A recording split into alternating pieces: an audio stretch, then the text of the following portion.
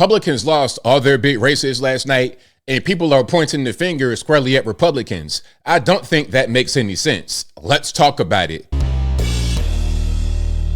How's everybody doing? My name is Anthony Brian Logan, and today we got to talk about Republicans losing all their big races last night, which was election night, Tuesday, November the 4th, 2025. You have the governor race in New Jersey, Virginia, the mayoral race in New York City, and Prop 50 in California. I did not really expect Republicans to win anything last night because let's talk about this. These are heavily Democratic areas. California, New York City. Did you actually think that Curtis Sliwa was going to win in New York City as a Republican? Make it make sense. The only true two options were Zoran and Cuomo. And Cuomo lost a primary against Zoran already. So if you put them head to head, it was going to be the same exact thing that happened again. Now, before I go any further, let's get through each situation piece by piece. First, California Prop 50. And what Prop 50 did was redistrict, aka gerrymander. You see the new map right there? Let's get into this. And of course, I will link to everything in the box. If you're on IG, Facebook, etc., visit a link in the bio. Go to the corresponding article on the website. But without further ado, let's go ahead and roll it. This is the new map of House districts that will be in place for next year. As you can see, Democrats think they will get 5 additional seats. The Republicans will go their delegation potentially from 9 down to as few as 4, as basically they carve up the state in a way that spreads the Republicans very thin, just off of the coast entirely. That is a remarkable change for California, which has traditionally had some of the closest and most competitive races, particularly since they changed the whole system of redistricting, giving it to a nonpartisan commission. Voters are saying, actually, we'll take it back. We're going to go with Governor Newsom on this, and we're going to take it back for the rest of this decade. The reason why? Look at what's happening across the country, Lindsay. So they're trying to say, well, we're gerrymandering more than what we already have been doing forever, many years, because Texas, they gerrymandering, everybody else is doing the same thing. But again, I did not expect this to go any other way than what it went. It's California. What you going to expect? They like Gavin Newsom. They like Nancy Pelosi. They like Maxine Waters. I mean, come on. Let's keep on going here. This is about Mikey Sherrill becoming the next governor of New Jersey. A Democrat, of course. No surprise there. When was last Republican governor of New Jersey? Chris Christie. Is Chris Christie a MAGA? I think not, but I digress. Here we go, out ahead again. The state of New Jersey has not elected a governor of the same party 3 times in a row since 1961. That trend has been bucked tonight by Mikey Sherrill. She is the winner and the next governor of the state of New Jersey, defeating the Republican Jack Ciattarelli. You see the numbers coming in real time. We're tracking it at 57-32 in favor of Mikey Sherrill. Now, people are surprised about the margin, but it's New Jersey. The problem with New Jersey is that it's close to New York. So you're in the Northeast, you're close to New York. You're going to get this as a result. And again, the last Republican governor was Chris Christie in 2018. That was his last year as governor. And he was basically a center leftist. New Jersey, there were a lot of storylines, guys. We could talk about some of this on the maps. We could talk about it throughout the night that we've been highlighting coming in. One of them was that Donald Trump, even though he didn't win the blue state of New Jersey last time around, did much better in 2024 than he did in 2020. He improved by about 10 points. So we're going to look at a lot of these counties. We'll have time to do it throughout the night where Trump did better. Passaic, he was up 18 or 19. And the question was, with Ciattarelli running for the 3rd time for the same office, he ran for governor and lost in the primary. Then he was the nominee, lost by 3 points to Phil Murphy, the governor, be able to match or top Trump? And the answer we're getting is no, probably not. Look, the primary elections actually mean something. Primaries mean something. Cuomo lost his primary against Mamdani. Kamala Harris, to talk about her for a moment, she lost her primary in 2020 and came in dead last. So why would you think someone who did so poorly in their primary against other Democrats would fare well as the nominee in 2024? It doesn't make any sense. And of course, she lost in dramatic fashion. Let's keep on going here. This is going to be about Abigail Spanberger, the next governor of Virginia, unfortunately.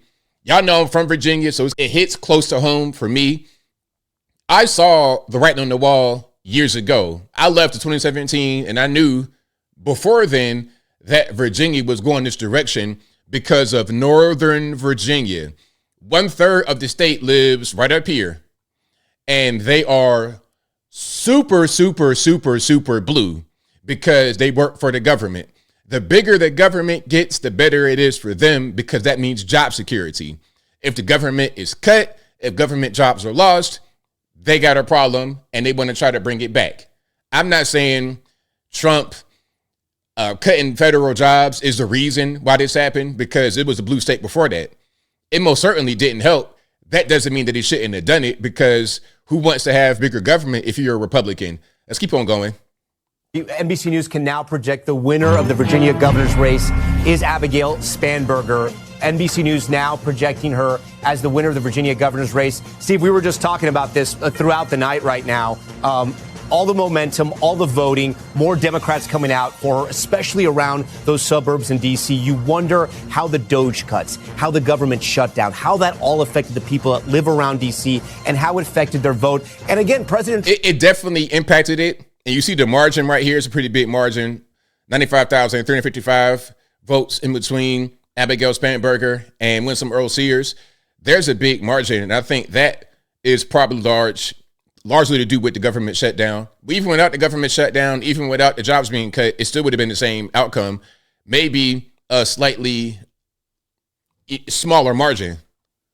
Trump, he wasn't in this race. He didn't endorse Earl Sears. He didn't even mention her name. It was a very tough race for Republicans there. Moderator of Meet the Press, Kristen Welker, and NBC News senior Washington correspondent Hallie Jackson. Real quick, guys, what have we learned up to this point? Kristen. A couple of things. Abigail Spanberger's message on the economy, affordability, clearly resonated.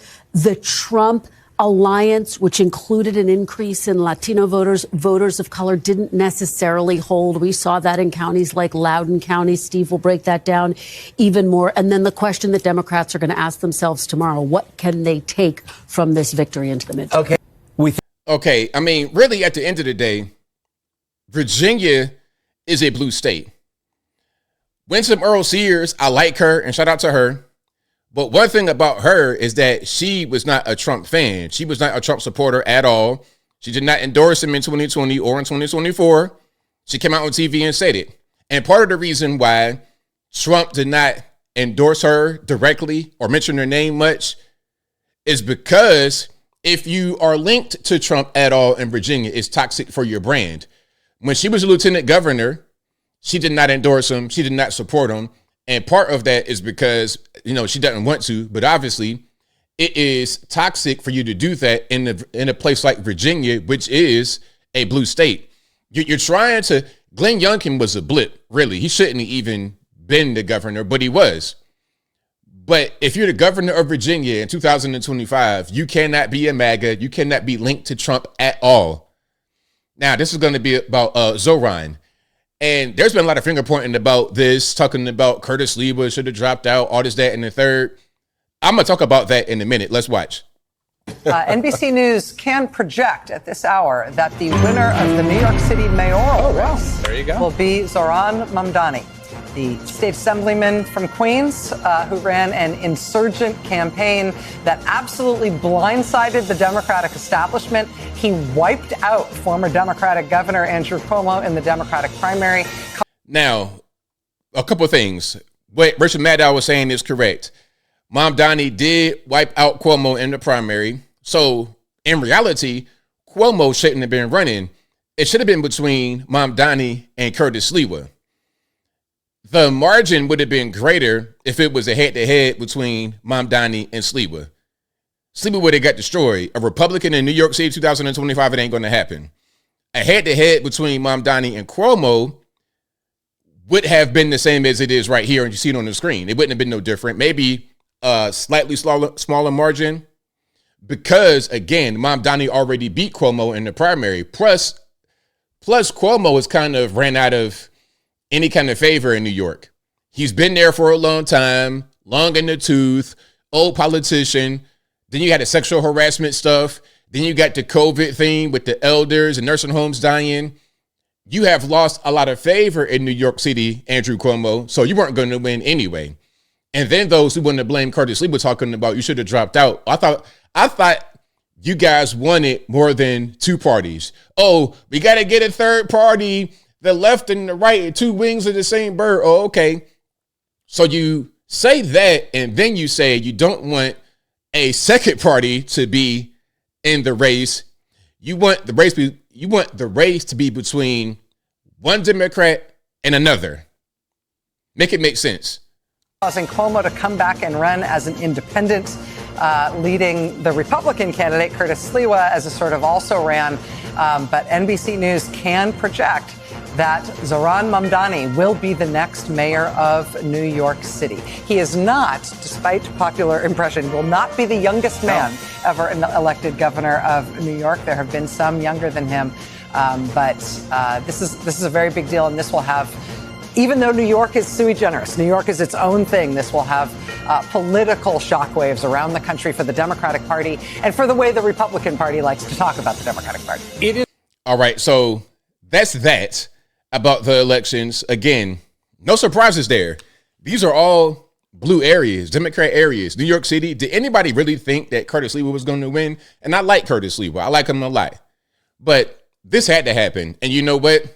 As I close, I want to say this. New York City, you got what you voted for. Virginia, California, etc.